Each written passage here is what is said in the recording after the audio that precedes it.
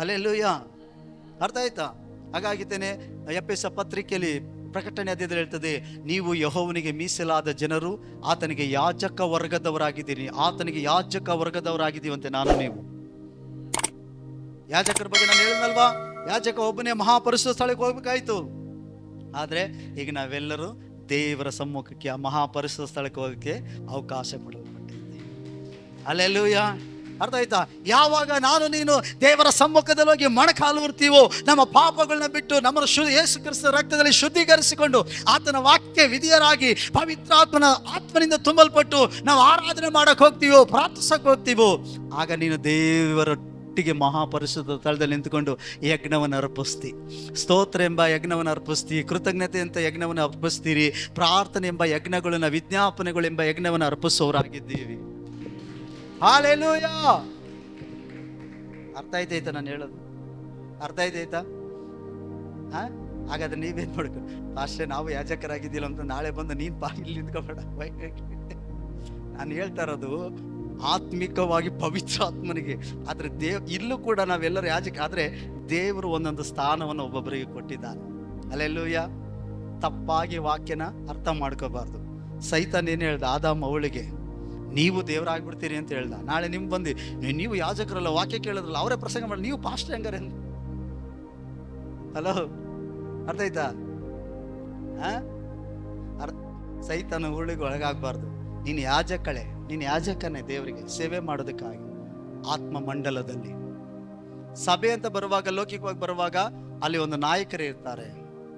ಸಭೆಯಲ್ಲಿ 5 ವಿಧವಾದ ಸೇವೆ ಐತೆ. ಸಭಾಪಾಲಕರು, ಇವಾಂಜಲಿಸ್ಟು, ಪ್ರವಾದಿಗಳು, ಬೋಧಕರು, ಟೀಚರ್ಸು. ಹಲ್ಲೆಲೂಯ. ಅರ್ಥ ಆಯ್ತಾ?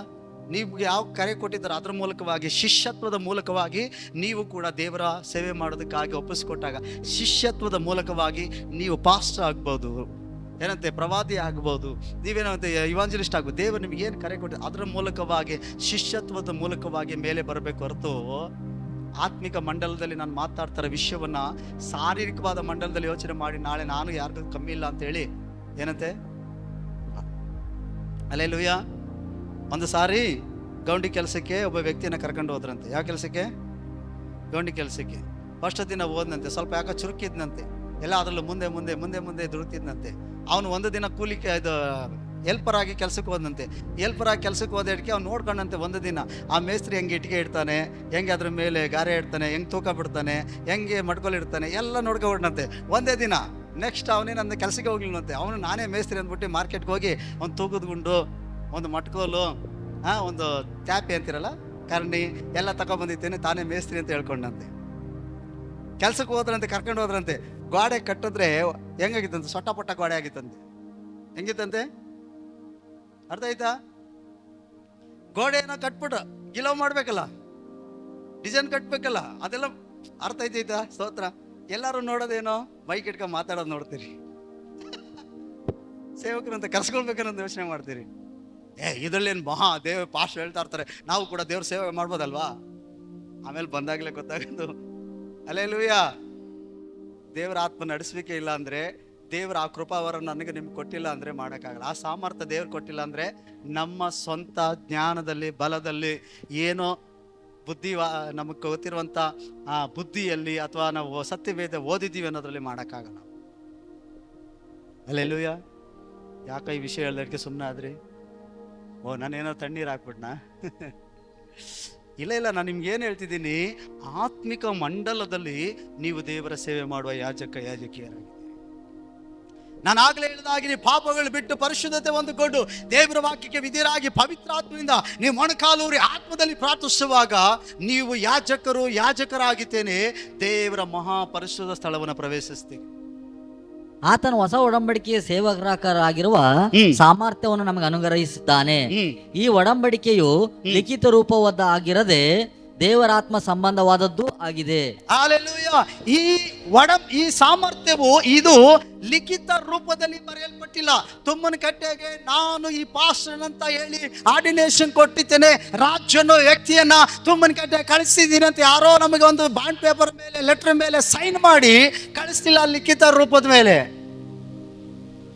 ಅಥವಾ ನಿಮ್ಗೆ ಯಾರೋ ತುಮ್ಮನಕಟ್ಟೆಯಲ್ಲಿರೋ ಸಭೆಗೆ ಎಲ್ಲರೂ ಸಭೆಗೆ ವಿಶ್ವಾಸಿಯಾಗಿ ಲೀಡರ್ ಆಗಿ ನಾಯಕರಾಗಿ ಕಳಿಸ್ತಿದೀವಿ ಅಂತ ನಿಮಗೆ ಯಾರೋ ಲೆಟರ್ ಕೊಟ್ಟು ಅದರಲ್ಲಿ ಸೈನ್ ಮಾಡಿ ಕಳಿಸ್ತಿಲ್ಲ, ಲಿಖಿತ ರೂಪದಲ್ಲಿ ಕಳಿಸಿಲ್ಲ. ಏನಂತೆ ಹೋದ್ರಿ ಇನ್ನೊಂದ್ಸಾರಿ? ಈ ಒಡಂಬಡಿಕೆಯು ಲಿಖಿತ ರೂಪವಾದದ್ದಾಗಿರದೆ ದೇವರಾತ್ಮ ಸಂಬಂಧವಾದದ್ದು ಆಗಿದೆ. ಇದು ದೇವರ ಆತ್ಮನಿಗೆ ಸಂಬಂಧಪಟ್ಟದಾಗಿದೆ. ಹಲ್ಲೆಲೂಯಾ. ಹಾಗಾದ್ರೆ ದಿಲೀಪ ಬರ್ಕೊಡ್ಬರು.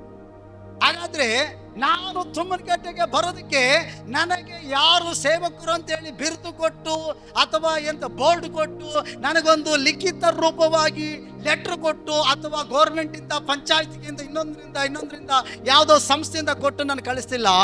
ಆದರೆ ಇವರು ಪರಿಶುದ್ಧಾತ್ಮರು ನನ್ನ ಕೈ ಹಿಡ್ಕೊ ಅಲ್ಲಿ ಗಂಟೆ ನಡ್ಸ್ಕೊಂಡು ಈಗ ನನ್ನನ್ನೇನು ಮಾಡಿದ್ರು, ಪರಿಶುದ್ಧಾತ್ಮನು ಮಂಡ್ಯದಲ್ಲಿದ್ದ ನನ್ನ ಜೊತೆ ಒಡಂಬಡಿಕೆ ಮಾಡಿಕೊಂಡು ಈ ಹೊಸ ಒಡಂಬಡಿಕೆಗೆ ಸೇವಕನಾಗಿ ಈ ತುಮ್ಮನಕಟ್ಟೆಗೆ ಪರಿಶುದ್ಧಾತ್ಮನೇ ನಡೆಸ್ಕೊಂಡು ಬಂತು. ಹಲ್ಲೆಲೂಯಾ. ಹಾಗಾದ್ರೆ ನನಗೆ ಲಿಖಿತ ರೂಪವಾಗಿ ಕೊಡ್ಲಿಲ್ಲ, ನನಗೆ ಯಾರೋ ಬಂದಿದ್ದೇನೆ ವೈಟ್ ಅಂಡ್ ವೈಟ್ ಹಾಕೊಂಡಿರುವಂತ MLA ಅಥವಾ ಪಾಸ್ಟ್ರು ಬಿಷಪ್ ನನಗೆ ಲೆಟರ್ ಕೊಟ್ಟು ಇಲ್ಲಿ ಲೆಟರ್ ಕೊಟ್ಟಿದ್ದೀನಿ ಬರೆದಿದ್ದೀನಿ ಅಲ್ಲ, ನೀನು ಈ ಚರ್ಚ್ಗೆ ಹೋಗಿದ್ದೀನಿ ಪಾಸ್ಟರ್ ಅಂತ ಸೇವೆ ಮಾಡ್ಬೋದು ಅಂತ ಹೇಳಿದ್ದೆ. ನನಗೆ ಲೆಟ್ರ್ ಕೊಟ್ಟು ಯಾರು ಕಳಿಸ್ತಿಲ್ಲ, ಲೆಟ್ರ್ ಇಟ್ಕೊ ಬರ್ನಿಲ್ಲ. ಆದರೆ ಪರಿಶುದ್ಧಾತ್ಮ ನನಗೇನು ಮಾಡಿದ್ರು, ಒಡಂಬಡಿಕೆ ಮಾಡಿಕೊಂಡು ಈ ಹೊಸ ಒಡಂಬಡಿಕೆಗೆ ನನ್ನ ಕೈ ಹಿಡಿದು ಸೇವೆಗೆ ನಡೆಸ್ಕೊಂಡು. ಹಲ್ಲೆಲೂಯಾ.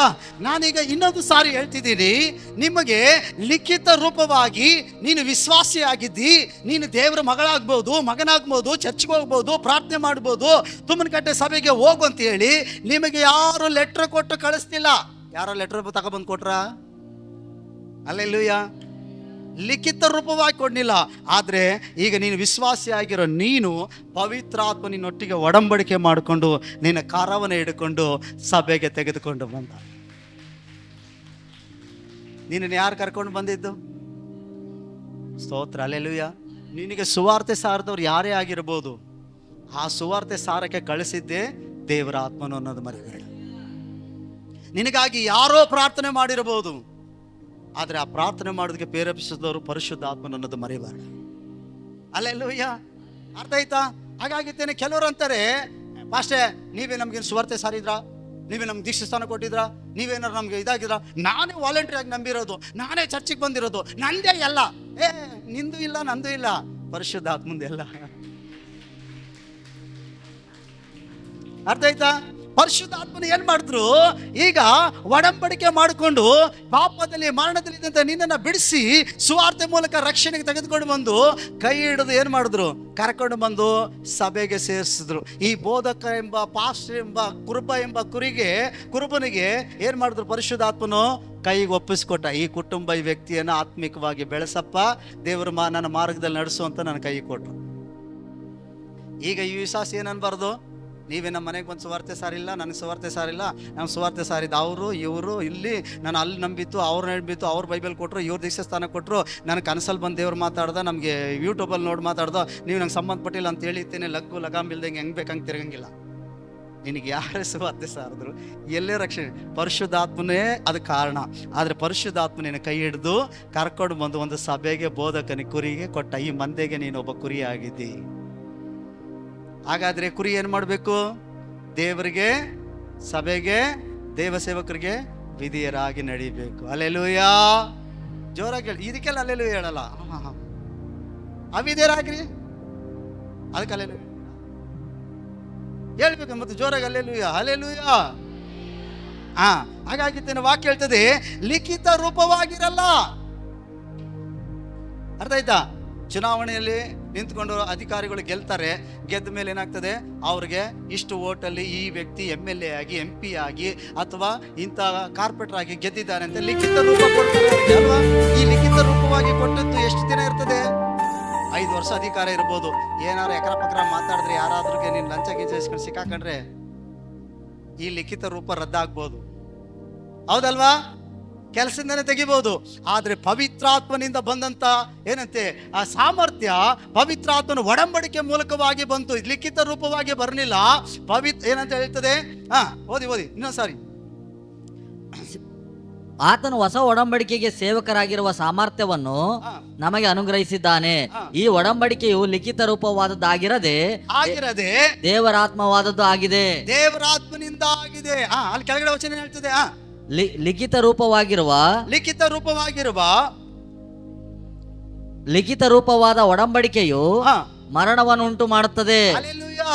ನಾನು ಆಗ್ಲೇ ಹೇಳಿಲ್ವಾ, ಲಿಖಿತ ರೂಪವಾಗಿ ಏನಾದ್ರೂ ಈ ವ್ಯಕ್ತಿಗೆ ನೀನು ಯಾಜಕನಾಗು, ಪಾಸ್ಟರ್ ಆಗು ಅಥವಾ ದೇವರ ಸೇವಕನಾಗು ಅಂತ ಹೇಳಿ ಲಿಖಿತ ರೂಪವಾಗಿ ಕೊಟ್ಟು ಪಾಸ್ಟರ್ ಆಗಿ ತೆಗೆದುಕೊಂಡು ಬಂದು ಸೇವೆಯಲ್ಲಿ ನಿಲ್ಲಿಸಿದ್ರೆ ಈ ವ್ಯಕ್ತಿಗೆ ಮೇಲೆ ಮರಣ ಆಳ್ವಿಕೆ ಮಾಡ್ತಿತ್ತು.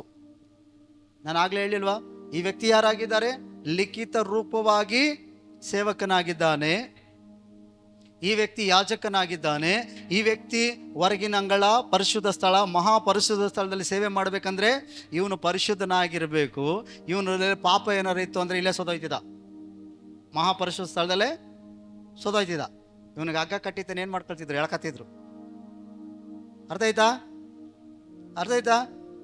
ಅದಕ್ಕೇನು ಹೇಳ್ತೀನಿ, ಲಿಖಿತ ರೂಪವಾಗಿರುವಂತ ಒಡಂಬಡಿಕೆಯು ಮರಣವನ್ನು ಉಂಟು ಮಾಡುತ್ತದೆ. ಏನುಂಟು ಮಾಡ್ತದೆ? ಮರಣವನ್ನು ಉಂಟು ಮಾಡ್ತದೆ. ನಾವು ಯಾರು ನೀತಿವಂತರಲ್ಲ. ನಾನು ಪ್ರಸಂಗ ಮಾಡ್ತೀವಿ, ನಾನು ನೀತಿವಂತನಲ್ಲ. ಆದರೆ ದೇವರು ಹೊಸ ಒಡಂಬಡಿಕೆಗೆ ಸೇವಕನಾಗಿರೋದ್ರಿಂದ ಈ ಮರಣಕ್ಕಲ್ಲ, ನಿತ್ಯ ಜೀವಕ್ಕೆ ನಾವು ಪಾತ್ರರಾಗಿದೆ ಅಲ್ವಾ? ಕೆಳಗಡೆ ವಚನ ಹೇಳ್ತದೆ, ಏನ್ ಹೇಳ್ತದೆ? ದೇವರಾತ್ಮ ಸಂಬಂಧವಾದದ್ದು, ದೇವರಾತ್ಮನಿಗೆ ಸಂಬಂಧವಾದದ್ದು ಜೀವವನ್ನು ಉಂಟು ಮಾಡುತ್ತದೆ. ಹಲ್ಲೆಲೂಯಾ. ದೇವರಾತ್ಮನು ನನ್ನನ್ನು ಕೈ ಹಿಡಿದು ಏನು ಮಾಡ್ದ? ಈ ಸೇವೆಗೆ ಕರ್ಕೊಂಡು ಬಂದ. ಈಗ ಹೊಸ ಒಡಂಬಡಿಕೆಗೆ ದೇವರಾತ್ಮನಿಗೆ ಸಂಬಂಧಪಟ್ಟ ಸೇವೆಯಲ್ಲಿ ಮಹಾ ಪರಿಶುದ್ಧ ಸ್ಥಳದಲ್ಲಿ ಸೇವೆ ಮಾಡ್ತಿರೋಂಥ ನಾನಾಗಲಿ ನೀವಾಗಲಿ ಈಗ ನಮಗೇನು ಮಾಡ್ತೈತೆ? ನಿತ್ಯ ಜೀವವನ್ನು ಉಂಟು ಮಾಡ್ತೈತೆ. ಹಲ್ಲೆಲೂಯಾ. ಅರ್ಥ ಆಯ್ತಾ? ಏನೋ ಒಂದು ತಪ್ಪು ಮಾಡಿಬಿಟ್ಟು, ಏನೋ ಒಂದು ಮಾತಲ್ಲ, ಕಥೆಯಲ್ಲೋ ಅಥವಾ ಏನೋ ತಿಳಿದು ಮಾಡಿದೆ, ಕ್ಷಮಾಪಣೆ ಕೇಳಿದೆ, ಈಗ ಮತ್ತೆ ಬಂದು ದೇವರ ಮಹಾಪರಿಶುದ್ಧ ಸ್ಥಳದಲ್ಲಿ ನಿಲ್ತೀನಿ. ಕಾರಣ ಏನಂದರೆ ಪವಿತ್ರಾತ್ಮನು ನನ್ನನ್ನು ಸೇವಕನಾಗಿ, ನಮ್ಮನ್ನು ನಿನ್ನ ಸೇವಕರಾಗಿ ಆರಿಸ್ಕೊಂಡಿರೋದ್ರಿಂದ ನಮಗೆ ಜೀವವನ್ನು ಉಂಟು ಮಾಡ್ತೈತೆ ಹೊರತು ಹಳೆ ಒಡಂಬಡಿಕೆಗೆ ಸೇವಕರಾಗಿದ್ರೆ ಇಷ್ಟೊತ್ತಿಗೆ ನಾವು ಸೋತೋಗ್ತಿದ್ದೋ. ಅರ್ಥ ಆಯ್ತಾ? ಹಲ್ಲೆಲೂಯಾ. ಅರ್ಥ ಆಯ್ತಾ? ವಿಶ್ವಾಸಿಗಳು ಏನಾದರೂ ಪಾಪ ಮಾಡಿದ್ರೆ ಹಳೆ ಒಡಂಬಡಿಕೆ ಮೂಲಕ ಏನು ಮಾಡ್ತಿದ್ರು?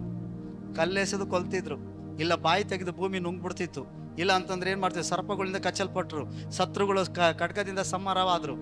ಆದರೆ ನೀವುಗಳು ಪಾಪ ಮಾಡಿದ್ರು ಕೂಡ ದೇವರು ಕ್ಷಮಿಸಿ, ಅಪ್ಪ ತಪ್ಪಾಯ್ತಪ್ಪ ಕ್ಷಮಿಸಪ್ಪ ಅಂತ ಕೇಳುವಾಗಲೂ ಕ್ಷಮಿಸಿ ಜೀವದಿಂದ ಇದ್ದೀರಿ ಅಂದರೆ ಪವಿತ್ರಾತ್ಮನು ನಿಮ್ಮನ್ನ ಹೊಸ ಒಡಂಬಡಿಕೆಗೆ ಸೇವಕಿಯಾಗಿ ಮಾಡಿದ್ದಾನೆ. ಹಲ್ಲೆಲೂಯಾ.